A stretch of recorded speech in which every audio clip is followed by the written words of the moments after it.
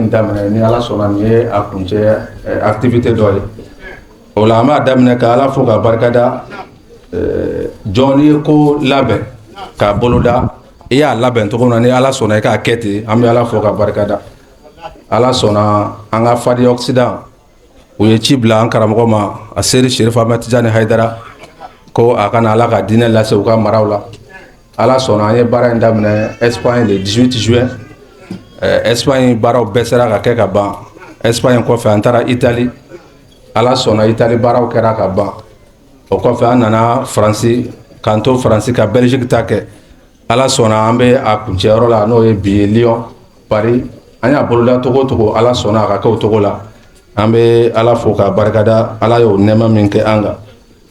o kɔfɛ délégation min ye karamɔgɔ kɛ accompagné n'o ye Sherif Ahmed Tijani Haidara ye an bɛ délégation bɛɛ lajɛlen fo k'a daminɛ an ba la n'o ye Madame Haidara Tante Nasun Tarawele ka se an baarakɛɲɔgɔn ma Cheikh Mar Tarawele Yafa fo ka taa se Sada Jalo ma an bɛ ninnu fo o kɔfɛ délégation mɔgɔ minnu y'an kunbɛ Europe yan n'an ye baara continuer ɲɔgɔn fɛ fo ka taa se bi ma an b'o fo ka se président Fali Kone Ousaz Jara Flamori Konate Yusuf Baro Mamadou So Adama Mariko président Moussa Kone fo ka taa se Amérique ɲɛmɔgɔ minnu y'an kunbɛ yan nɔ n'o ye Sumayila Fane ka taa se Abdul Karim Kulubali ma an b'o fo nin baara in na an tɛ ɲinɛ an ka médiaw kɔ depuis baara daminɛna fo ka taa se bi ma an ka événement foyi tɛ yen min dogora mɔgɔw la diɲɛ bɔra nin événement bɛɛ kalama k'a sababu kɛ an ka médiaw ye an bɛ média bɛɛ ka foli kɛ yan bɛɛ k'i yɛrɛ ye nin foli in kɔnɔ o la an tɛ se ka bɔ kuma kɔnɔ cogo si la fo an ka Sedatu Balakisa fo a n'a furusɛ ɲuman n'o ye président Flamori Konate Seda an ma dan y'aw la nin baara in kɔnɔ aw y'a yɛrɛ kɛ anw dɔ ye an ma différence foyi ye aw ni anw cɛ Serifu gɛrɛɲɔgɔnya la nin ko in na ni Seda kun kɛra mɔgɔ dɔ ye mɔgɔ si kun tɛ Serifu sɔrɔ ka gɛrɛ a la ka sababu kɛ a balimakɛ don a nege b'a la u bɛ fama a kɛlen k'a sɔrɔ a yɛrɛ kɔrɔ yan nɔ a kun b'a minɛ k'a k'a kelen ta et puis jalaki t'a la mais a y'a yɛrɛ minɛ ka kɛnɛ di anw ma an ka Serifu gɛrɛ Serifu la a ka nɔgɔ ma cogo min na Seda an b'i fo nin yɔrɔ la an b'an ba fo n'o ye Sedat Madame Haidara Nasun Tarawele an bɛ Nasun fo a ka yɛrɛma jigin na ani Serifu ka kalandenw bonyali la foyi ma dɛsɛ anw na an ma degun foyi sɔrɔ nin baara in kɔrɔ Nasun fɛ jɛ la an b'a ɲini ala fɛ a yɛrɛ ka laɲini min ala k'o nɔgɔya ye Serifu wasalen Serifu sago kɛli ala ka o nɔgɔya ye Sherif Ahmed Tijani Haidara délégation ko k'i fo mɔgɔ ye ni mɔgɔ caman bɛ jɛ mɛ n'aw taamana i bɛ tigɛ a tigi la k'a daminɛ le 18 la fo ka na se sisan ma Serifu ma don yɔrɔ si k'a donna ka anw to a ma kɛ depuis taama daminɛna fo ka taa se bi ma Serifu ma foyi dun n'a ni anw ma dun ɲɔgɔn fɛ au contraire ale bɛ jɔrɔ ni anw ta de Serifu i fɛ jɔɲɔgɔnya a bɛ mɔgɔ wasa i ka laɲini min i bɛ min ɲini ala ka nɔgɔya ye i fa b'a fɛ i ka kɛ min ye ala ka i tɛmɛ o la an tɛ ɲinɛ an ka Madame DGP kɔ Madame DGP an tɛ ɲinɛ a kɔ ale fana y'a sɔrɔ kɛnɛ in ka yan yɛrɛma jigin ani mɔgɔ bonya dan foyi t'a la vraiment an b'a fo k'a barikada nin yɔrɔ in na an b'an kan sama an karamɔgɔ ma Seri Sherif Usmani Madani Haidara ko in bɛɛ sababu ye ale ye ale de ye Europe dayɛlɛ ka sɔrɔ k'a clé di Sherif Ahmed Tijani Haidara n'a dɔgɔninw ma k'u ka diinɛ lase o la an bɛ Haidara fo ka tila ka dugawu k'a ye ka dugawu ɲini a fɛ a bɛ fɛn fɛn ɲini diinɛ in na ala k'aw sabati an minnu y'a ka kalandenw ye a n'a ka denbaya a b'a fɛ an ka kɛ cogo min na ala k'an kɛ ten Haidara yɛrɛ ala k'a sabati ala k'a juguw dɛsɛ ala kana an k'a jugu ye ala kana a jugu bɔ an na nin waati in na an ka jamanaw an bɔra yɔrɔ min na Afiriki kɛrɛnkɛrɛnnenya Mali n'a kɛrɛfɛ jamanaw bɛ gɛlɛya la an b'an to yan an tɛ ɲinɛ o kɔ an b'a ɲini ala fɛ gɛlɛya minnu bɛ Mali n'a kɛrɛfɛ jamanaw kɔnɔ ala ka gɛlɛyaw bɛɛ ban ala ka na ni hɛrɛ ye o jamanaw kɔnɔ o kɔfɛ diɲɛ jamana o jamana bɛ yen ni gɛlɛya b'a kɔnɔ an b'a ɲini ala fɛ a ka gɛlɛya bɛɛ wuli ka na ni hɛrɛ ye diɲɛ fan bɛɛ nin waati in na an sardine international tɔgɔ la min bɛ anw ni Serifu cɛ layidu don an ka ɲɛmɔgɔ y'a ɲini an fɛ n'an sera yan an ka layidu kurakuraya k'a fɔ Haidara n'a ka denbaya an b'aw dɛmɛ ka Ala ka diinɛ lase an ti aw janfa ni an y'aw janfa Ala k'an ka janfa segin an ma Ala kana an kɛ janfanci Ala kana janfanci bɔ an na Ala k'an bɛn ni ɲɔgɔnna caman ma ne kun ye Ansar Dine International ɲɛmɔgɔyaso ka foli ka fara Serifukɛ ka délégation kan assalamu alaikum warahmatullah. Merci Monsieur le directeur exécutif de la Fédération Ansar Dine International. Seydou Diarra an b'i fo i ni ce i ka dakuruɲɛ fila la Ala k'a ni sara ni hɛrɛ ye. Yani an ka continuer an ka baara kɔnɔ an y'o de fɔ kuma tɛmɛnenw na. Ninnu y'u yɛrɛ di Ala ma a se y'i di Sherif Ahmed Tidiane Haidara a n'a denw. A ka kɛlɛ ko ninnu ka kalo kelen sigi u ka so Mali la n'o tɛ diinɛ laseli la yɔrɔw la tuma dɔ e ni ne yɛrɛ ti sɔn ka taa yɔrɔ minnu na. N'i taara ninnu sɔrɔ yɔrɔ dɔw la wajibi lase la i b'i yɛrɛ ɲininka ko mais ninnu bɛ niveau min na bi u bɛ taa mun kɛ nin yɔrɔ ninnu na mais pour que ka se ka Ala ka denw bɔ fili kɔnɔ u b'o yɛrɛ di Ala ma ka taa u bɔ o degun kɔnɔ ni Ala ka jɛn ye. Seydi Sherif Ahmed Tidiane Haidara a bɔra Côte d'Ivoire sisan Ala tɛ waati bɔ a ye min kɛ yen a ka ca ni kalo kelen ye Ala ka diinɛ laseli la bi a filɛ nin ye Faransi k'a daminɛ depuis Espagne a bɛ ka Europe jamanaw don ɲɔgɔn na ka Ala ka diinɛ lase. An bɛ o don kelen min na i ko bi dimanche 12 juillet 2026 a fa a Seydi Sherif Ousmane Madani Haidara a yɛrɛ bɛ kunbɛn Côte d'Ivoire jamana kan bi Ala ka diinɛ laseli hukumu kɔnɔ donc ninnu foli da a tɛ an bolo an bɛ karamɔgɔ n'a ka délégation Côte d'Ivoire an b'o kalifa Ala ma masa min tɛ kalifa tiɲɛ a ɲuman bɛ don Côte d'Ivoire cogo min yarabi Ala ka tournée fana kuncɛ hɛrɛ la ka segin n'a ɲuman ye hɛrɛ la k'an ka Seydou yɛrɛ a n'a ka délégation Europe yan Ala k'o ɲuman se hɛrɛ la ka to ka denbaya ɲuman sɔrɔ hɛrɛ la sɔli ala rasulillah. O kɔfɛ an bɛna wele bila an ka ɲɛmɔgɔba ma an ka belebele ma excellence monsieur Iya Samake ex-ambassadeur du Mali ka ɲini a fɛ a kana dakuruɲɛ fila foli kɛ inshallah. An b'a ɲini a fɛ a ye tɛgɛrɛ fɔ an ka ɲɛmɔgɔ ye a Samake i bisimila. Merci bien. Iya Haidara a Seydi Sherif Ahmed Tidiane Haidara bi kuma ka gɛlɛn n'i y'a mɛn ko Tidiane bɛ nale Lyon ka sɔrɔ k'a mɛn ko a Seydi Sherif Ousmane Madani Haidara bɛ nale Abidjan a kɛra turi ye n t'a dɔn n b'a kɛ cogo min na ɔ Ala ye n garisɛgɛ don nin na n danna Faransi yan n nana Faransi bi ka se Lyon yan bi wula in na ni Ala sɔnna n bɛ segin sini sɔgɔma n'i y'i yɛrɛ ɲininka i b'a fɔ mun na dɔw bɛ hakilina bɛɛ yira ko politiki ko don politiki tɛ yen tugun dɛ min bɛ laban o ye kanu de ye Ahmed Sherif Tidiane Haidara Sherif Ahmed Tidiane Haidara n b'aw fo i n'i ka délégation k'an majigin k'aw fo ka segin ka n ka kanu k'a lakuraya ka ɲɛsin a Seydi Sherif Ousmane Madani Haidara n'a ka denbaya bɛɛ lajɛlen ma an ka consul bɛ yan n'o ye jamana ɲɛmɔgɔ nɔrɔbila ye n tɛ se ka kuma n'i ma foli la s'a ma i Jakite a ka di n ye ka dakuruɲɛ kelen fɔ tubabukan na sabula an bɛ tubabukan fɔ jamana kan mesdames et messieurs son éminence a Seydi Sherif Ahmed Tidiane Haidara. C'est avec beaucoup de respect et de joie que je prends part à cette conférence prêche animée par son éminence Sherif Ahmed Tidiane Haidara, digne fils de son éminence Seydi Sherif Ousmane Madani Haidara. En tant qu'ami de cette illustre famille, profond admirateur de son engagement je tiens à rendre un hommage sincère à son éminence, dont le leadership spirituel s'est toujours accompagné d'un engagement concret en faveur de la dignité humaine, de la solidarité et de la paix. Depuis des décennies, son œuvre dépasse largement le cadre religieux. À travers ses actions sociales, humanitaires et éducatives,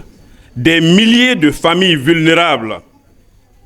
ont retrouvé l'espoir, bénéficié d'une assistance et vu leurs conditions de vie améliorées. Cet engagement constant en faveur des plus démunis constitue un modèle de compassion et de responsabilité. La famille chérifienne a également joué un rôle majeur dans le renforcement de la cohésion sociale au Mali. Dans un contexte souvent marqué par les divisions et les épreuves, elle a constamment porté un message d'unité, de dialogue, de tolérance et de vivre ensemble. Elle rappelle que nos différences ne doivent jamais être une source de division, mais une richesse au service de la nation. Le Mali a besoin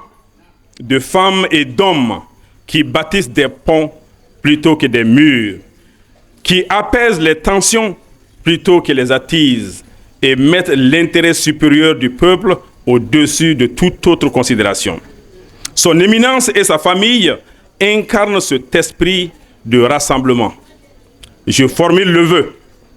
que les jeunes générations continuent à s'inspirer de cet héritage de service, d'humilité et d'amour du prochain. Car une nation ne se construit pas seulement par ses institutions, mais aussi par les valeurs que transmettent ses guides spirituels et ses citoyens engagés. Que Dieu bénisse son éminence Hacheid Chérif Ousmane Malani Haïdara, que Dieu bénisse Chérif Ahmed Tidjane Haïdara, que Dieu bénisse toute la famille chérifienne pour un Mali apaisé, pour une paix durable et une réconciliation et la prospérité de chaque Malien. Au Dakouya de Modo Folé Kofé, kuma wɛrɛ tɛ ne fɛ ni ne garizɛgɛ donna la yɔrɔ o yɔrɔ ni ala y'a latigɛ yanni pɛrɛsi ka kɛ Abidjan ni ala y'o latigɛ ɲɛ a ka di n ye o ka kɛ n fana ɲɛna n nana n mana ten dɛ n nana dugawu ɲini fana na yanni n ka taa sini sɔgɔma a ka di n ye Chérifu k'a bolo da n kun na ka dugawu kɛ n ye n'o kɛra n ka nali fana nisɔndiyalen bɛ segin halisa ala ka taama diya ala ka diinɛ jidi ani cɛ aw ni baraji. Ko i ni ce waati bɛɛ i ni ce don bɛɛ i ni ce i yɛrɛ ye i bɛ ka min kɛ ko i sara bɛ ala bolo.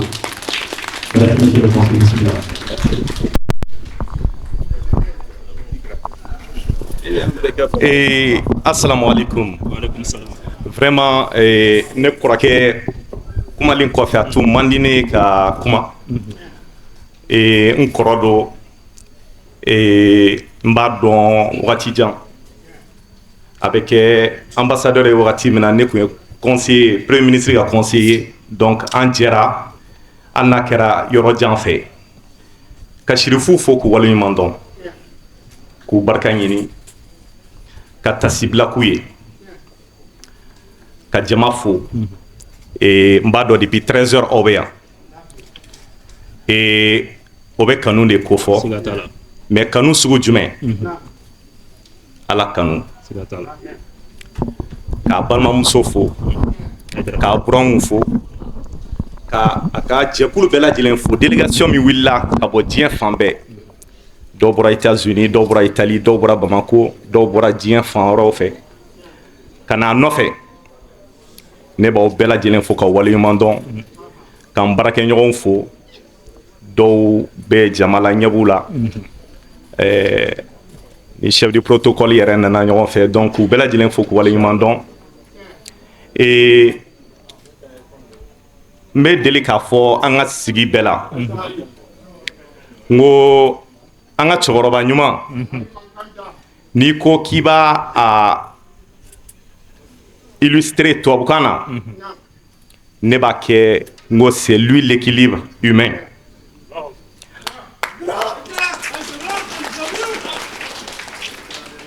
Pourquoi Mbofo et n kɔrɔkɛ jɔlen bɛ n kɛrɛfɛ a b'a dɔn diplomasi ko ka ca kuma o kuma i b'a fɔ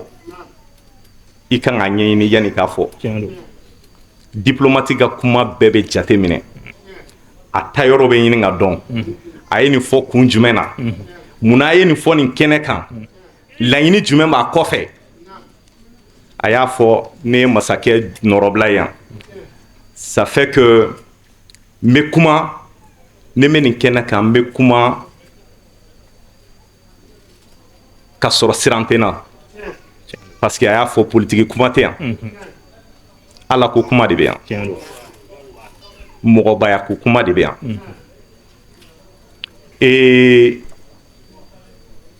k'a fɔ aw ɲɛna an ka dugawu kɛ cɛkɔrɔba in ala ka cɛkɔrɔba in to mali ye hali bi kuma in a tayɔrɔ ka jan a tayɔrɔ ka jan barisa mali mako bɛ nin cɛba in na bi ne kɔrɔkɛ min filɛ n kɛrɛfɛ ani anw tɛ diinɛ kelen na a fɔra yan sisan ne m'a fɔ aw ɲɛna n ka so kunun wa kunna sini n ko mɔgɔw bɛ cɛkɔrɔba in kɔ dɔw ye silamɛ ye dɔw tɛ silamɛ diinɛ la dɔw yɛrɛ tɛ diinɛ yɛrɛ fan si la o exemple filɛ parce que c'est un homme de paix Yaya je l'ai connu Yaya est un homme épris de paix a ko Chérifkɛ k'a tɛgɛ da kunkolo la ko ka dugawu k'a ye nka u tɛ diinɛ kelen na o kan ka bɛɛ sɔn hakili la diinɛ ala de kɔnna ala de bɛ laban an bɛɛ bɛ ala ɲini de la ala kanu de bɛ ka an don diinɛ dɔw la minnu tɛ an c'est à dire mun b'an bɔ ɲɔgɔn na k'a fɔ nin ye chrétien diinɛ nin ye mais n'i y'a bɛɛ lajɛlen sigi bɛɛ ko k'ale bɛ fɛn kelen de ɲini ala subhanahu wa taala a tɔgɔ de tɛ kelen ye diinɛw la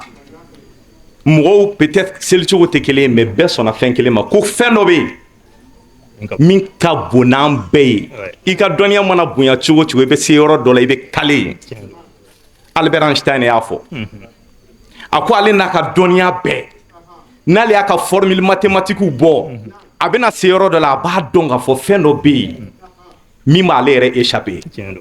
donc n'a fɔra ko k'o fɛn ko k'o tɔgɔ fɔ o tɛ se ka kɛ fɛn wɛrɛ ni ala tɛ donc a ye min fɔ n fana bɛna dakuruɲa fitinin fɔ nansarakan na mɔgɔ dɔw b'an cɛla peut-être olu b'u yɛrɛ sentir à l'aise dans cette langue Éminence Haïdra, à vous, à votre famille, à vos proches, vos collaborateurs, à la grande communauté Ansar, Excellence, Monsieur l'ambassadeur, chers invités à vos rangs, grades et titres, tout confondus, tout protocole observé, je tiens à vous dire toute ma gratitude. Merci. Toute ma gratitude et ma reconnaissance pour cette invitation, une énième invitation qui m'honore. Moi, ma famille, mes proches et mes collaborateurs, vous dire au nom du président de la transition, chef de l'État, le général d'armée Assimi Goïta, toute notre reconnaissance. Et vous dire que vous avoir auprès de nous aujourd'hui est une chance incommensurable, une aubaine et à la fois une opportunité pour prier pour notre pays qui en a tant besoin aujourd'hui. Un pays qui ne cherche que sa voix, un pays qui ne cherche que sa dignité. Sans commune mesure, le Mali, le Malien de par le monde est un homme de paix. Le Malien n'a jamais voulu cette guerre qui nous a été imposée. Mais nous prenons ça comme étant une épreuve. Une épreuve que le peuple malien, de par sa grandeur d'esprit, de par son ouverture et de par son humanisme, va relever le défi qui lui a été imposé de force. Inch'Allah. Parce qu'en Allah, nous y croyons. À l'équipe d'organisation, je leur dis bravo. Merci. À la communication, bravo. Merci. À l'équipe de sécurité, bravo. Merci. À nos dames qui ont été à la cuisine, je sais, bravo à vous. Et je ne saurais quitter ce micro sans dire à M. Haïdra que c'est nous qui avons la chance de l'avoir ici, lui et sa famille. Wow, merci. C'est une chance, c'est une bénédiction.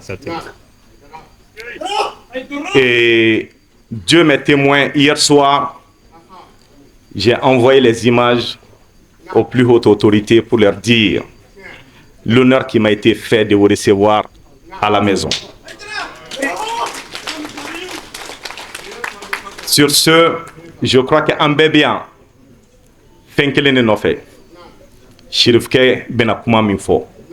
Donne be kuma dayan. K'aw fo k'aw waleɲuman dɔn. An ka mɔgɔkɔrɔ minnu bɛ kɛnɛ kan k'u fo k'u waleɲuman dɔn. Banabaatɔ minnu bɛ so n'u ma se ka yan sɔrɔ ka duwawu k'u ye.